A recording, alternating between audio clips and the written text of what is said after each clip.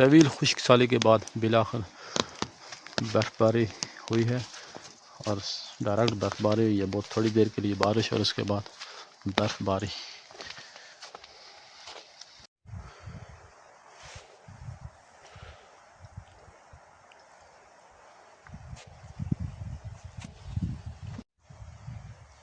सुबह सुबह का तकरीबन 8:30 बजे का टाइम है और बिल्कुल आमदोरफ्त ना होने के बराबर 1 या 2 आदमियों के पाँव नज़र आ रहे हैं।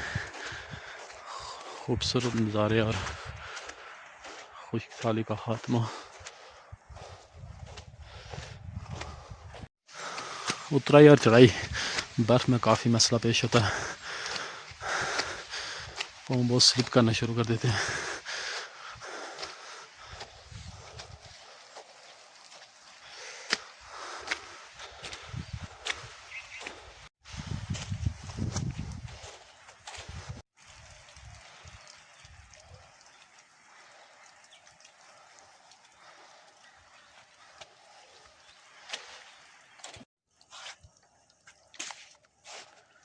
खूबसूरत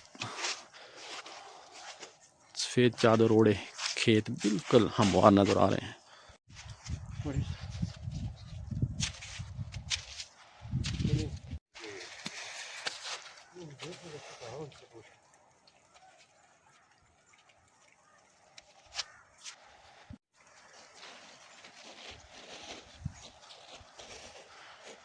बट्टे नीरा बाजार और कुछ चहल पहल जारी है।